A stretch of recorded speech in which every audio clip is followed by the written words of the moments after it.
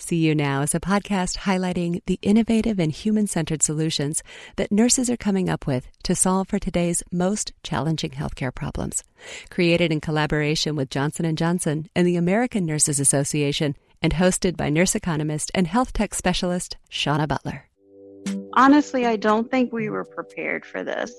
It's extraordinary, this virus. I've never experienced how rapidly devastating this is. Right now, nurses are pushing through. It's when things start to die down that it really starts to hit you. We have a responsibility as a nation, and certainly leading from the healthcare community. We have to make the mental health of the workforce a priority. And it can't be one and done. It can't be, when the numbers go down, everybody will be fine. The good part is there are things we can do if we just take action.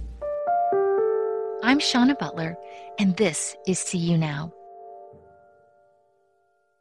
No one anticipated that the year of the nurse and the midwife would see nurses at the center of a novel coronavirus pandemic. But that's exactly what's unfolding, and nurses are rising to the challenges and demands. Every day, frontline healthcare teams are making impossible choices, working in unimaginable and exhausting circumstances, risking their health and their families' health, saving lives, keeping our health systems afloat, and being exposed to patient death rates that, quite frankly, have shocked and saddened the world. The work is exhausting on every dimension and triggering a series of pandemics. COVID-19 will have a mental health impact on everyone, especially on those providing the care and making tremendous sacrifices for our communities. As we come to the close of National Nurses Month, See You Now wanted to devote a special episode to addressing the mental health and well-being of nurses. We begin with a visit to the ICU for a detailed clinical look at what it's like caring for COVID patients. We explore the moral and ethical dimensions of this pandemic, and we ask how to best support the mental and emotional well-being of healthcare workers and what that means in terms of reshaping everything from our educational systems to our workplace culture and our social norms.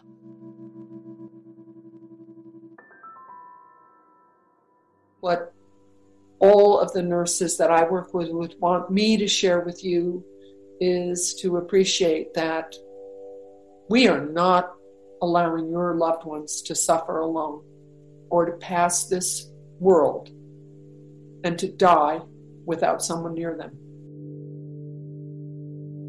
My name is Barbara McLean. I am a clinical nurse specialist and a nurse practitioner. I am considered an expert hemodynamicist, which is an expert in hemodynamics, the way your blood flows and the way you utilize oxygen. On February 27th of 2020, my husband and I were on our way to Selma, Alabama, and we were about 20 minutes outside of Atlanta, and my colleague, who is the chief of infectious disease, called me and said, "Barbara, I think we have our first patient with COVID, and I wondered if you could come in to help." I was tagged as the clinical leader for the hazardous infectious disease unit. And the main reason that I was the clinical lead is that I do a fair amount of disaster work. So when the doctor called me, I just said to my husband, who's pretty used to these kinds of things, I said, we have to turn around. We're not going to be able to go to Selma. I have to go back to the hospital. And I called one of my colleagues from my hazardous infectious disease and said, would you be willing to share care with me for this patient who we believe has COVID-19? And this was very early. So this was February 28th. We hadn't had any other patients. So testing was very rigorous. And at that time, it was only being done by the CDC. So we took this young man, and he was very young, 23.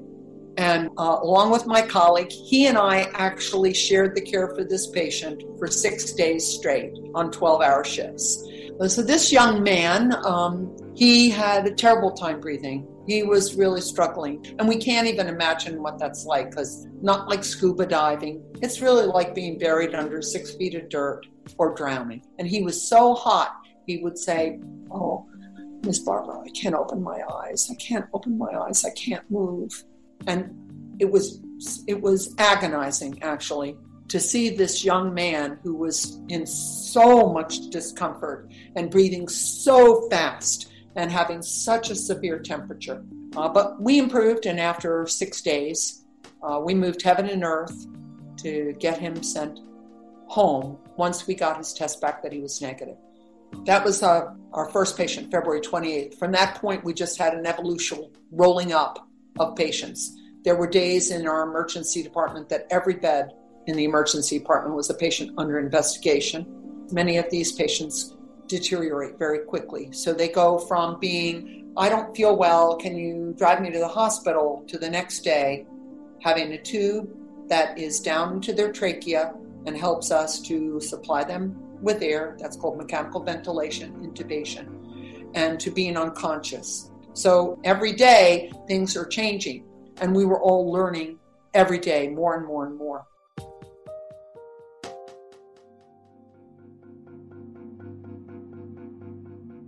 I would have to be comatose, in a coma, not to be afraid. Of course I'm afraid. I am afraid. I have a brand new grandchild, my first grandchild, who was born on April 2nd during the COVID crisis. I want to hold him. I want to be able to kiss him. I can't do that right now. Just like everybody else, we can't do those things, those normal things right now. The thing I'm most afraid of is actually that I'll never have a chance to kiss him. But we can't allow fear to inhibit what we have to do. And I really appreciate that this is not the only pandemic, that there's an unemployment pandemic, that there's an isolation pandemic, that there's a loneliness pandemic and a depression pandemic and a domestic violence pandemic. And all these things have increased significantly since we started social distancing and isolation. I really appreciate that. And I appreciate we have to do whatever we need to do to overcome this and to overcome all of these pandemics and try to do that all at the same time. But the only way we can overcome the viral pandemic is to be safe. It's extraordinary, this virus. I've been a critical care nurse for 45 years. I've done disaster work all over the world. I've never experienced how rapidly devastating this is. We have nurses that have taken care only of COVID-19 patients since March 1st. Every day they come in to that unit, and to come into the hospital, they have to wear their special mask, the N95. We wear a mask cover. We can barely breathe. We come in to our intensive care unit, and we're taking care of critical patients in this very extraordinary equipment. Physical labor involved with caring for someone who is acutely or critically ill is already very exhausting, especially with COVID-19. And that's on a good day. We're wearing a whole nother layer of clothing, a mask that is designed to keep any air out. It's only the filtering of the air. And on top of that, another mask and a face shield and a bonnet and shoes and 2 pairs of gloves. Within 15 minutes, you feel exhausted. You're sweaty. You feel like you're not breathing. And you're doing very physical work. And we are applying science. We're doing research. We're holding their hand. We're rubbing their heads. We rub their feet. We make recommendations about what has to happen with the ventilator. We're notifying our physicians. We're calling to our colleagues. We need pain medicine. We need fluids. We need this. We need that. And we're doing all of this science. But we're also the family in the room. We're mamas on the ground. We're papas on the ground. We're sisters and brothers and daughters and sons to the people you love. And while you experience this, we are also experiencing this. And your experience is so profound because you can't see your mother. And when your mother passes, we're there with your mother. And then we go to the next room. And we're with your next door neighbor's brother when he passes. And then we go to the next room. And we're with your sister who's getting better. But every day, you can imagine, on top of The physical work of being an intensive care nurse, or any nurse in this crisis, or actually any nurse in any time. We certainly expect to care for critical patients. We rise to the challenge of caring for critical patients with hazardous disease, knowing many of my colleagues live in a trailer, stay in a hotel, have sent their families somewhere else. They don't have their families with them. We certainly expect to do all these things as part of our job, and it's not even really a job, it's a commitment. It's part of our commitment. What we didn't anticipate, and what I don't think we're prepared for, and I think what we're struggling with now and probably for years to come, is doing this all alone with a person who is dying all alone. And the process is a stunning, spiritual, emotional, mental journey that you can't even imagine. I can't even really share that with other nurses or other doctors who aren't doing exactly what we're doing. They understand it because they bear witness to suffering, and we do it all the time. It's part of what we do. We also bear witness to joy. And in the beginning of this, we didn't have much joy. It was mostly suffering and sorrow and loss. Excuse me. And I wouldn't be representing well if I didn't tell you that the nurses and physicians and therapists and others, physical therapists, environmental services, everyone, the people that I work with, they want you to know that they are really suffering. They are suffering. And we're so grateful. We're so grateful because our communities have gathered around us, and people clap at change of shift and hang out signs and send us food and do all these incredible things. And every tiny little thing, some little card that a 5-year-old drew that comes to us, all of that is so incredibly meaningful. And it has helped us so much. But I'm going to tell you, we are not suffering like the families are. We are not suffering like our patients are. And we are totally in honor and in awe of that and are respecting that. But we are really suffering. And we overcome that every single day. I want to again say to you how grateful we are for the knowledge and education and support we've received and we've earned and we continue to earn as nurses. How lucky we feel even in our sorrow and our exhaustion and separation from our own families. How grateful that we are that we can be there for the people that you love in these moments.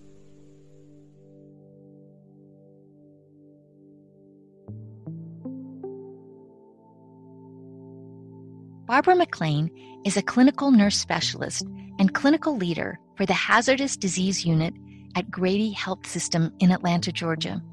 She has been on the front lines in disaster relief care in Haiti, New Orleans, Nicaragua, and wherever first responders are needed.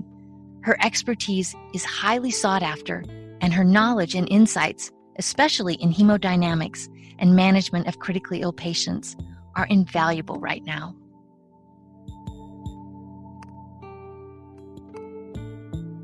Every day, nurses face difficult decisions and ethical dilemmas.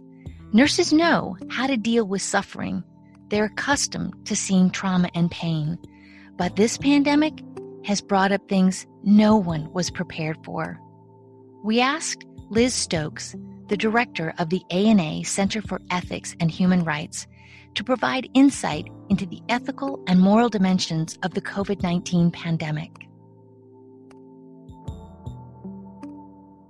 My name is Liz Stokes, and I am the director of the American Nurses Association Center for Ethics and Human Rights. I am a nurse first. I have many different professions. I'm also an attorney. I'm also an ethicist.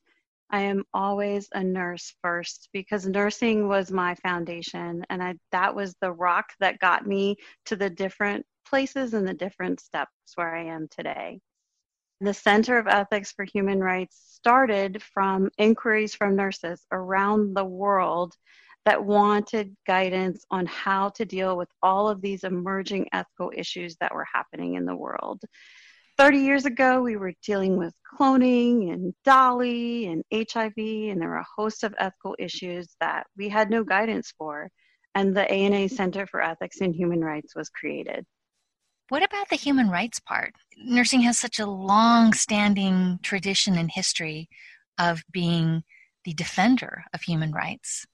Absolutely. And one of the foundations of our code of ethics is that nurses advocate, preserve, and protect the human rights of every individual. And that's something that's the foundation of everything that we do. All of the policy, all of the documents that come out of the Center for Ethics and Human Rights are founded in this preservation and protection of human rights. And people don't necessarily think of the intersection of nursing and ethics, but there is no better place for all of humanity to present itself and to manifest itself in its beauty and its mess than in a clinical environment. I think nurses are in a unique and interesting and important position to speak to the ethics of this because they really understand those lived experiences, those lives, the sensitivities. Your thought on that? If I had a bullhorn, I would go to the rooftops everywhere and shout this. I'm very passionate about this, and I wholeheartedly agree with you, Shauna. Nurses are so incredibly well positioned to deal with these ethical dilemmas because we deal with everyone. We are not able to say, well, I don't want to take care of that patient, or I'm not going to take care of this patient, or this person doesn't have any insurance, or this person doesn't have coverage. We care for everyone, and we care for everyone without bias, without judgment. We give them 100% of our compassion and 100% of our skill. And I think because of that, we are exposed to so much. We are exposed to many different types of patients who are living in different worlds, and we're able to have those experiences enrich us and help shape our future practice. Yeah, and there's never been such a moment of such grand and rapid transformation as what we've been experiencing during COVID. I think all of us are really glad to know that there is a Center for Ethics and Human Rights. What has COVID done for the questions that are being asked and maybe how they're answered or the pace at which they're answered? One of the most significant ethical issues that has arisen, and honestly, I don't think we were prepared for this, is how do nurses weigh the risk of their own personal health, their own personal safety, and possibly exposure to their families or their loved ones? How do nurses weigh that risk with their professional obligation to care for patients? This is what nurses do. This is a pandemic. Many nurses are eager to go out and to fight this pandemic and to care for patients and absolutely put their heart and soul into everything that we can do to save people from this pandemic. At the same time, because they're in such hazardous conditions, they're really risking so much of themselves and so much of their families in order to do that. And we get tons of emails from nurses around the world that are reaching out to us to say, I need ethical guidance on this situation, where nurses are really afraid to go to work. They're afraid because they don't have enough PPE. They're afraid to go back to their homes. They may have young children or elderly parents, and they're not sure what to do. They're not sure if I stay or do I leave, do I quit? And so they're really seeking guidance and help to help make these decisions. There's such a range of circumstances that they find themselves in. And I think one of the long-term consequences of all of these issues is moral injury. Yes. Explain that and where we're at risk for experiencing that. When we look at nursing traditionally, nurses are already exposed to moral distress, exposed to compassion fatigue, burnout. There's a host of negative psychological consequences related to nursing. Healthcare has changed drastically over the course of several years. And when we think about the issues related to staffing, or the issues related to resources, or the issues related to nurses being prevented from providing the care that they want to deliver, that's what causes moral injury. When we're facing this COVID-19 pandemic, it exacerbates a whole host of emotions. If you're thinking about a nurse risking his or her own personal safety, but then also the physical conditions that they're working in. So they're working in a mask, they're working in a face covering, or they're working in these really hot gowns, and they're sweating and they're hot. I had a nurse talk to me last week, and she said, I was so hot underneath this mask that I had anxiety and I couldn't breathe. And then I thought, oh my God, do I have COVID? So it's like, there's all these components. So you compound all of those physical things with underlying nurses don't get enough breaks. They don't get to have their meals, which is kind of the traditional nursing issues that happen. So you combine all of that. Now you're wearing a suit. And now you're dealing with this tremendous emotional aspect of COVID. Patients that are really, really sick, and they're really, really sick fast. And I think when we're looking at the full trajectory of this, we have a host of patients, right? There are hospitals that have hundreds of incredibly sick COVID-19 patients, and nurses are dealing with this. Nurses are dealing with patients that are passing away without their families. And nurses are there beside the patient at their last breath. And the emotional toll combined with the physical toll is absolutely unimaginable. And so when I think about moral injury, I think about right now nurses are pushing through. It's similar to battlefield medicine. When you're in the front line and you know that you have a war in front of you, and you know you have to continue and fight through to get through this, to get to the other side, it's when things start to die down that it really starts to hit you. And I think this is what's going to happen to a lot of nurses. On a daily basis, I need to be outside, and I got to go walk. And during that walk, I just give myself permission to just cry, to just have the sadness wash over me. And I'm not in those same places with ICU nurses and nurses in nursing homes and the labor and delivery nurses and oncology who are helping people through all of this. I think it's important for everybody to know that what they might be feeling is moral injury, and they're entitled, I guess, is the way to be lenient with themselves, to say, how do I, that guilt that comes with, well, why should I be feeling this? I wasn't there. How do you help people think about that so that what's the language as an ethicist? What is that conversation in that script to help people identify what it is that they're feeling so that then maybe they can manage and cope with it? I had a nurse contact me and was feeling tremendous guilt over quitting her job. She felt tremendous guilt because she was leaving her friends and her colleagues. She felt tremendous guilt because she was leaving her patients. She was really incredibly good at providing one-on-one care, providing end-of-life care, but she felt that the risk for her own personal safety and her family, she had young children, was too great. And I asked her, what was the response from your colleagues and from your support system? And she said, I have been supported. And that is the key message, is that we have to support everyone in these efforts. Regardless of what your decision is in this pandemic, everyone is contributing in some way.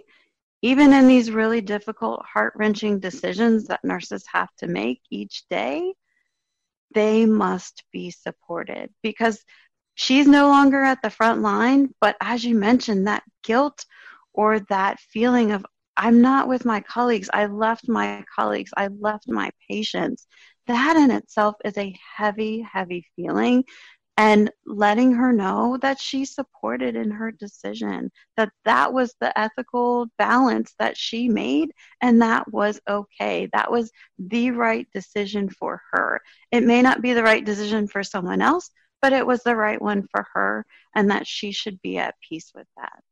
There are instances where nurses on an individual level are struggling with situations in their health systems. What are you doing for that individual nurse? How does the ANA work with them? I think it's really important when we talk about ways to address the emotional piece, ways to address the problems within an organization with an individual nurse. I think it's really important to help nurses recognize often these are systemic issues. And so we'll say to the individual nurse, this is a systemic issue. You are not by yourself with this. And so providing nurses with the resources to go back to their organization to say, hey, did you know ANA has a policy related to this? Or did you know ANA is doing legislative action to change these things? I have heard and I know make a tremendous difference. So I'm thinking even outside of COVID, when nurses contact us related to specific things, I will give nurses ANA policy, and they'll take that policy and they'll go to their nurse manager and they're like, look, ANA says this, we should be doing this. And I think it goes a tremendous way. I also think it's really important that we don't try to place the onus on the individual nurse for systemic issues. And that seems to happen a lot when we talk about resilience issues or ways that nurses can help their emotional or mental well-being. And that's like, oh, nurse, you should go to sleep, get enough rest, or get enough food. That's an important component, but it's such a small component of what's so much of a bigger issue. Liz Stokes is a nurse, attorney, and ethicist, and the director of the ANA Center for Ethics and Human Rights. I'm Shauna Butler, and this is See You Now. As nurses and other healthcare workers struggle to make sense of the moral and ethical dimensions of this pandemic, the working conditions, the sorrow and loss, the separation from their families and loved ones is taking a huge toll on their mental and emotional well-being. There's a mental health pandemic that has been sweeping across the healthcare community for years now, and the effects of not taking giant leaps to address it will be catastrophic. Nurse scientist Judy Davidson calls our attention to the mental health risks and even grave consequences of being in healthcare, and what works to save the lives of those who have dedicated their lives to saving others.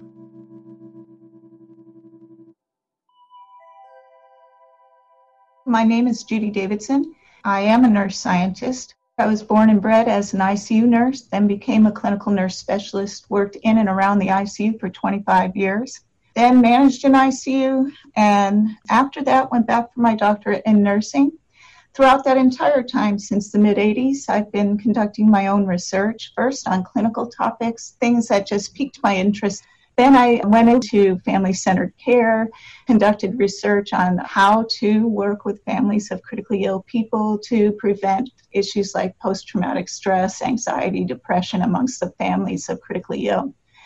And then something changed. At work, we had a series of suicides, nurse suicides, and that really shifted my whole life from that point on. I went to the literature. I said, how could we have more than one? That's really unusual to have more than one suicide of a nurse in a year. And I said, how much is too much? And I went to the literature and had to go back over 20 years to find anything about nurse suicide in the United States. At that time, I was conducting other research about workplace wellness. I did a study on the consequences of being blamed for a negative patient outcome, found that the consequences were similar to moral distress. Also tested a system for second victim support that was very well received by the staff. Well, during that research, I met Dr. Bill Norcross, who had been working on physician wellness for I don't know how many years, but UCSD, where I work, is only 50 years old, and he'd been there 45 of them. So he was definitely a giant here. And he and I were doing that caregiver support together when those nurses died. And I said to him, boys, there's got to be something to prevent suicides, prevent deaths like these, to recognize people who are at risk sooner. And he said to me, well, there is. The doctors had a problem like that. And 10 years ago, we developed a suicide prevention program for doctors right here at UCSD. We were the very first to do it. We did it in collaboration with the American Foundation of Suicide Prevention. And we've been running it ever since. We used to have one death a year. And now we haven't had one since. It'll happen eventually. We're not going to be that lucky forever, but it is stemming the tide of physician suicide. So I said to him, Bill, can we extend that to nurses and other healthcare providers? And really, the doctors, when we wanted to move forward with the suicide prevention program, they said, well, we never thought nurses were at risk. We never even thought to ask you. Shame on us. It didn't cross their mind that we might have needed the same kind of help that they did. We wrote a small safety grant. We asked for $14,000 to do a small pilot with nurses, and they gave us 10 times that amount and said, do it for the entire organization. Don't limit it to nurses, do the pharmacists and the other hospital staff as well. So at the same time that we started deploying the very first nurse suicide prevention program in the world, we also started studying the problem more in-depthly about how much suicide is there amongst nurses. You have such an interesting lens on this, as well as, first of all, thank you. Thank you. Thank you for asking that question and then being so dogged about it. From this research lens that you have, and I think just a really heightened sense of awareness, COVID has really taken a toll on everybody. It seems like more nurses have been exposed to and caring for and being in the direct interaction, whether it's screening, whether it's treating, whether it's caring for, whether it's being at the bedside of somebody who is dying and away from their families. And the more I talk with nurses, that's what I hear, is that it's a traumatic experience by the volume, by the risk that they take to themselves, for their families, what they're seeing happen with patients, what they're seeing happen with patients' families, that extreme separation. Somebody gets picked up by EMS who's complaining of these symptoms, and they get taken to a hospital. That may be the last time they see or speak to that loved one. That's a lot to take on emotionally as a care professional, as a nurse. What are you seeing and what are you concerned about? Before COVID, the work compression was horrible with all of the rules. We're overregulated. Overregulation decreases autonomy, and that's, again, another risk for suicide. Feeling as if you're helpless, you cannot get the work done in a day, that it's beyond you, you have no control. So I am hoping after COVID that the rules that have been loosened due to COVID stay away forever, that those rules no longer exist. If nobody died because we didn't follow those rules during COVID, we should take a hard look at those and just stop doing those things. Then I challenge every chief nurse officer in the entire country to take the students that come into their buildings to learn nursing and sick them on the policy manual and have them redline anything they can't find evidence for. And that's the way they can learn evidence-based practice. And take out every line on every standard in every policy that has no evidence to support it. After accreditation visits, CMS, the Joint Commission, all of those visits end up with somebody saying to the group of wise men at the organization, you need to fix this by tomorrow, or you're going to have a deficiency or a fine. And 10 wise men sit around a table and come up with a rule that is not evidence-based, but it gets the regulatory people off their back. Nobody takes those rules back out of the books. They stay there forever without any evidence to support them. I would challenge that one of the things we can do to help strengthen the workforce and build resiliency is to remove all non-evidence policies and statements from all the policy statements, the regulatory standards, accreditation standards. Get rid of them. It's a moment in time where everybody across the world is focused on the exact same problem at the exact same time. Health systems have been under stress. Our healthcare workforce has been under stress, our economy, all of these things coming together. And it's a moment where we can really take a look at it collectively as well as individually. A lot of these systems are going to need to be rethought, rebuilt, and we need to be thinking about that in terms of resilience. You're expert in this. What do we need to do? Well, we need to build resiliency training into the education and curriculum. My dear friend and colleague, Dr. Bernadette Melnick, has developed a cognitive-based therapy skills building program that works to improve resiliency amongst nurses. She's tested it in randomized controlled trial. It decreases anxiety, depression, and suicidality. And we know that these skills will work, so we have to commit to what's important and make sure that nurses have these skills. Jonathan Bartel developed this pause, and it was brilliant. You get 45 seconds after a patient's death to recoup and honor that person in their death and their life and everything about that experience. But isn't it sad that we think it's a win when we get 45 seconds? So I think we need to reframe our leadership training so that charge nurses give real breaks to people after a death, that somebody, your buddy, will probably talk to you and give you a little immediate debriefing. If you have peer supporters in the unit, they would be looking out for somebody that had a moment like that and tap them out to give them time to talk about it before they went on to the next task. You have time to do what you make time to do. Priorities are important. We have to make the mental health of the workforce a priority and of importance, just as important as getting a patient out of the ED. Because if we don't maintain our resiliency, we won't be strong enough to keep caring. The hope is, the good part is, there are things we can do. That's the good part.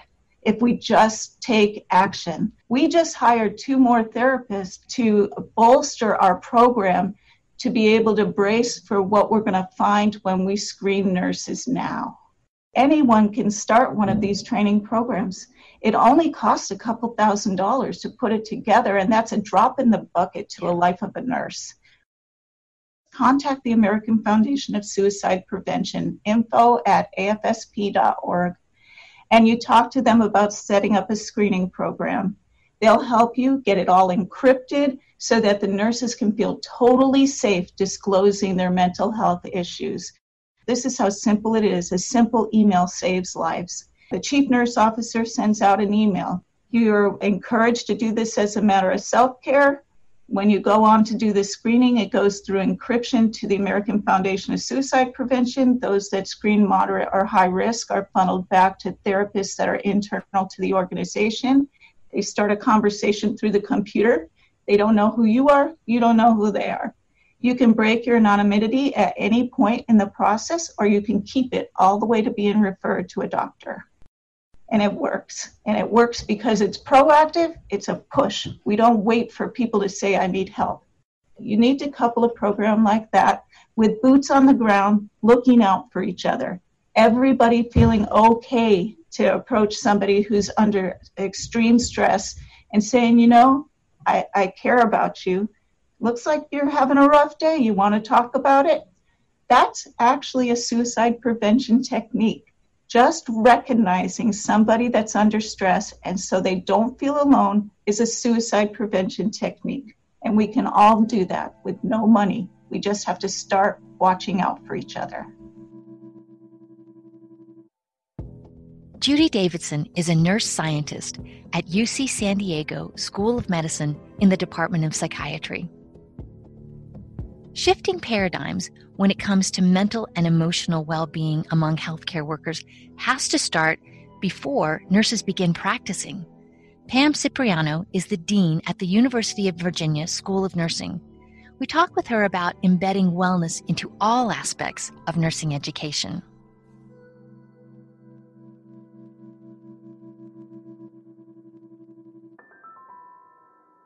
I'm Pam Cipriano, a registered nurse. I am currently the Dean at the University of Virginia School of Nursing. I'm also the first Vice President of the International Council of Nurses, past President of the American Nurses Association, which was really an amazing opportunity during my career to be able to speak for the 4 million registered nurses in the United States. Nurses today have an enormous amount to learn and synthesize as we think about sending them out in the world. But the same issues that have been around from when I became a nurse, which is over 40 years ago now, still has to do with making sure that the public understands that nurses have a very rich and rigorous education, that they bring scientific knowledge to whether it's the bedside or whether it's novel roles that they've taken on or whether it's their community activism, that nurses bring a very well-rounded education and skill set.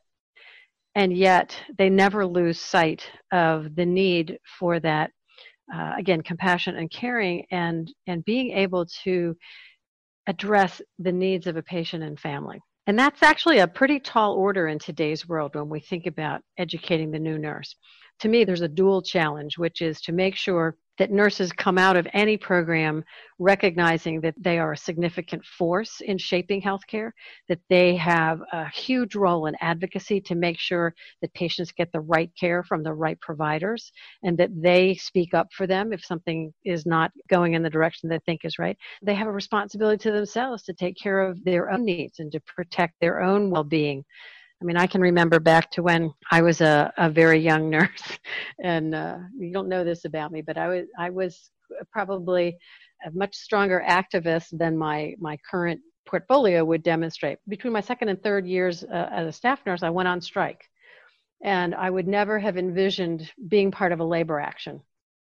But it was the right thing to do, as gut-wrenching as it was. And as we were criticized for not being professional, it was what was necessary to really make sure that nurses were respected, that we had the ability to control our practice, and that we were going to be influential in being asked to participate in decision-making that affected not only patient care, but really the role and scope of nursing in that organization. And that has always stayed in my memory as a really important part of I think, what shaped my knowing that you always have to do the right thing. And that if you take those steps, if you take that risk, you're never wrong. There will be times where the risk continuum says this is really scary, but a professional nurse does what's right. With COVID-19, we're spending a lot of time talking about the massive disruption to healthcare, but there has been even the same level of massive disruption to learning. When we think about what's happened K through college, right? How we're having to rapidly reimagine and rethink what is the learning, what is the curriculum, how do we deliver, how do we assess? And there are a lot of people who have said that education, particularly higher education, was ripe for disruption. None of us wanted it quite this way, but you take it as it comes. You have a unique role as the dean. So at that initial preparatory level, I would say I think a lot of the disruption needs to come from the faculty and our leadership. I'll just throw that out there. What do the faculty need to be doing differently so that we are actually preparing the healthcare workforce to respond to these ever-changing, unpredictable needs that they're entering into? Yeah, Shauna, I think that is really the key for the future. You can't teach the kinds of experiences that people have been having during this pandemic if you're only teaching what's in the textbooks. And so many curricula, proudly, both here and other places, I can say, really have taken a look at the fact that we have to be teaching about leadership, we have to be teaching about ethics, we have to be teaching about how nursing influences the science of healthcare. And I also think that we have the ability to teach differently and be able to create experiences. Simulation has opened up that door. As for the faculty innovating, I think we have a continuum of faculty. We have those who love to do really unusual, creative kinds of things. And I do think the changes this spring have brought out the best in some of our faculty.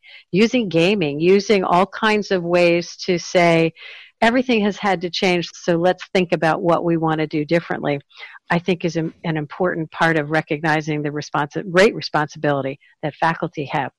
The other flip side of that, though, is that faculty have to be really open to suggestions from their students. Today's students are so smart. It's great. And we don't want faculty to be threatened. And if we truly believe in lifelong learning and we truly believe in a learning health system, whether it's the education side or the practice side, we recognize that we're only going to get better and improve as we take on those ideas.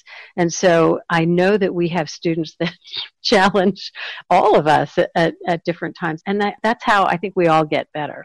And this is a time, as you've said, to say, okay, what did we do that was really novel and exciting, and how do we make that stick? For us here at the University of Virginia, one of the things we have been doing for the last several years that I believe is truly paying dividends right now, and we hear it in the stories that are coming back to us from these nurses on the front lines, is that we have focused on self-care and resilience.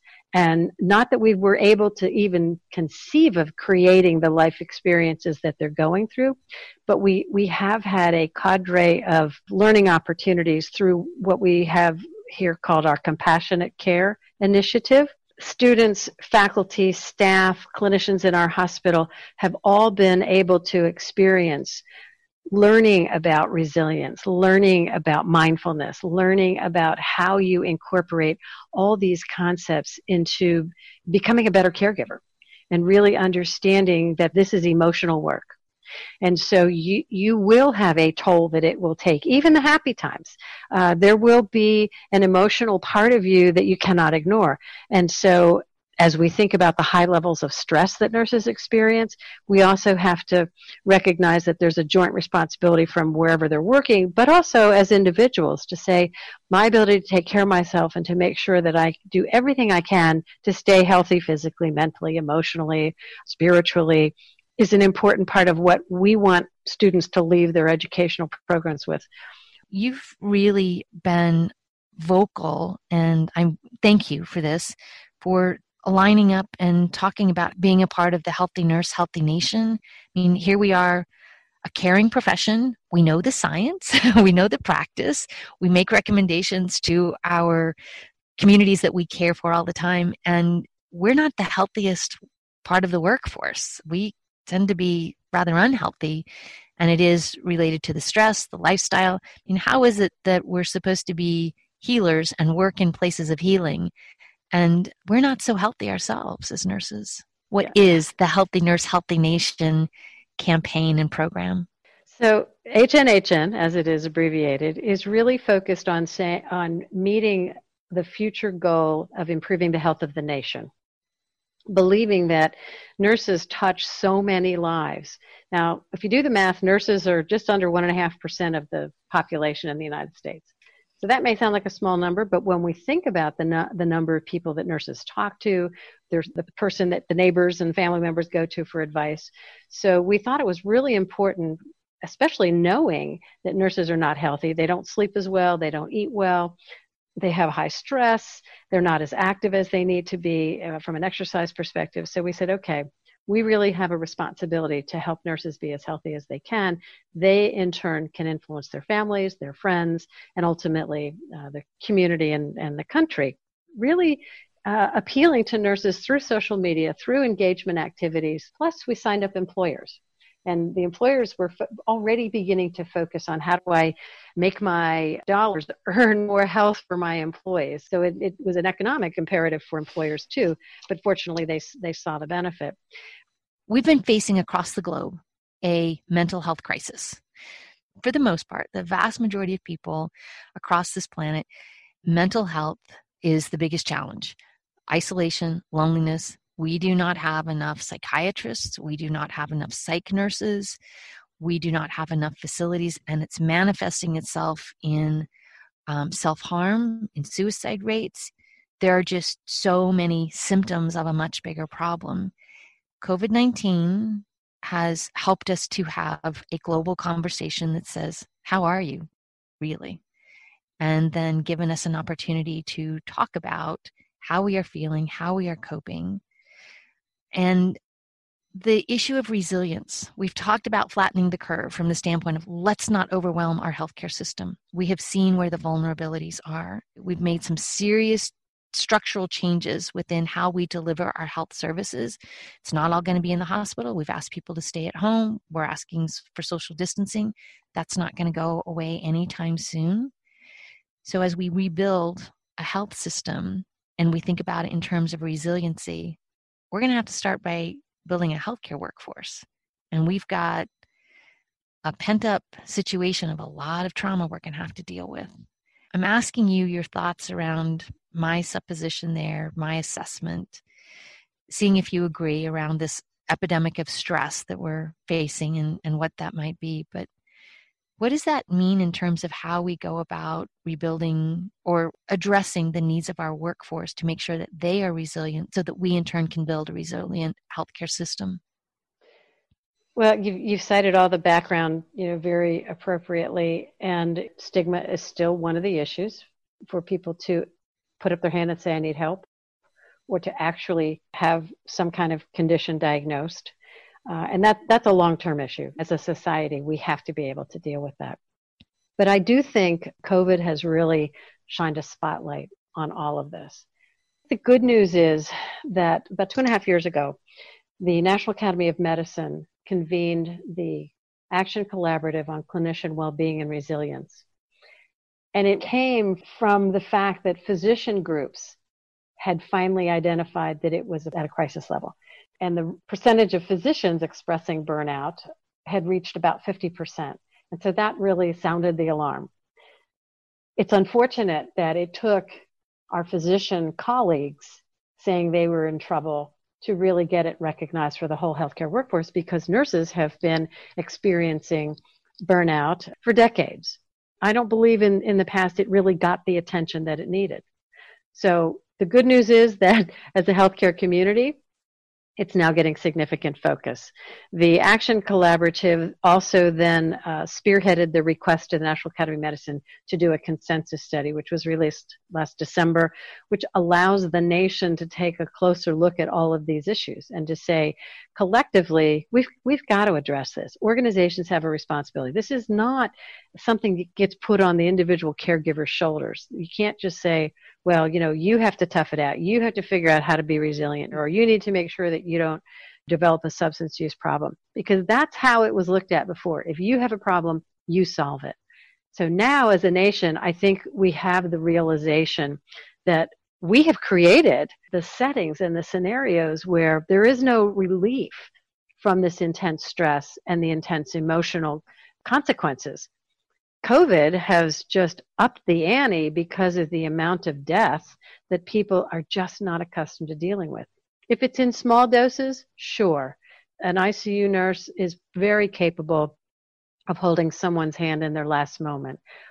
We know that where there is a high prevalence of that and it's repeated, such as oncology areas, that nurses have to truly take a break from that.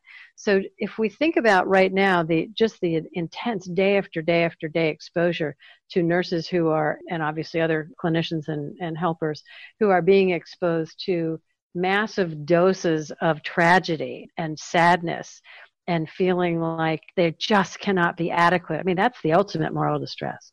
When a nurse or other caregiver says, I cannot do what I know is right, I just am falling short. And so I think we have a responsibility as a nation, and certainly leading from the healthcare community, to say we have got to provide that help and support. And it can't be one and done. It can't be, when the numbers go down, everybody will be fine. This will mirror true post-traumatic stress disorder.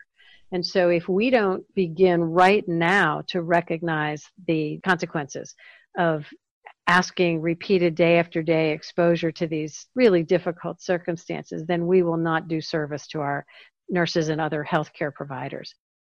What has always been really important to me, which is also inextricably linked to the intent of both International Year of the Nurse and Midwife, the activities in Nursing Now, and the annual focus on International Nurses Day is that we want the world to know the contribution of nurses. We want the world to understand that without nurses, there's no health care. Without nurses, we cannot create a healthy world. And we have to have nurses stop being so modest about what they do. We do need to have them tell their stories. We do need to have the link be made between highly educated individuals who not only are on the front lines, but they are doing so much behind the scenes that they don't get credit for. That makes the difference between someone returning to a quality of life that's meaningful, having their needs met, whether they are for restoring health or having a peaceful death, bringing together all of the factors that affect the inclusion of a family, or again, making sure that someone's wishes are honored. It is the nurse that is looking out for so many things that affect a patient's life, recovery, their whole experience, and yet they are behind the curtain. They are not recognized for that. And the thinking behind really focusing on nurses globally, I think was to say we are the ultimate team player. To the extent that we don't ask for recognition and we don't elbow our way to the front of the line. And part of that, we know historically, comes from being a gendered profession, being willing to accept less pay for the same work. For me, what's really important is getting an understanding in the minds of all people, but most importantly, the really big players that are making decisions, the health ministers in their countries, which for us is the Secretary of HHS and all of the agency leads. We want to be equal players. We want to be part of the decision-making set of leaders until we instill that in more and more nurses. And some of that will happen with aging out of individuals who were raised at a time that was not appropriate behavior. And some of it, though, I think has to be a conscious effort to say, as we are moving to a team-based environment, this is the perfect time to recognize the valuable contributions that all team members make. In some countries around the world, nurses are the only person in a community that has anything to do with health, that teaches families how to stay healthy, teaches them how to prevent illness, teaches them how to have healthy children. We're so fortunate in the U.S. We have more nurses per capita than any other country, and we have a pretty advanced education system. We should be leading all of these efforts to really make sure that nurses occupy the position of respect and influence that is absolutely critical for us to make the kinds of headway that we think is important. Pam Cipriano is a distinguished nursing leader who has held executive positions in healthcare systems, academia, and national professional organizations in her career. In 2015, she was named one of the top 100 people in healthcare and one of the top 25 women in healthcare, both by Modern Healthcare magazine. Barbara McLean, Liz Stokes, Judy Davidson, and Pam Cipriano are all healthcare leaders with a different lens on the shared mission of building a healthy, happy, and resilient healthcare workforce. We've been hearing many stories from nurses on the front lines of this coronavirus pandemic. A common thread has been the high levels of stress they are experiencing in a healthcare system that was already very strained. And the key message throughout all of these stories is urgency. Moral injury, survivor's guilt, and burnout are all symptoms of a mental health pandemic among our nation's nurses, and one that cannot be overlooked or forgotten once this virus is under control. Celebrating the heroic efforts of the healthcare workforce by cheering each night is meaningful and deeply appreciated. But honoring their humanity, sacrifice, and risk by protecting their mental and emotional and physical health will come when that appreciation is followed by valuing that same workforce in our budgets as well as with our words. For See You Now, I'm Shauna Butler. Thanks for listening. And when I say thanks for listening, I mean thank you for listening. Johnson & Johnson and the American Nurses Foundation are excited to launch the Coronavirus Response Fund for Nurses. Go to the American Nurses Foundation website to learn more, share, or donate. And thanks.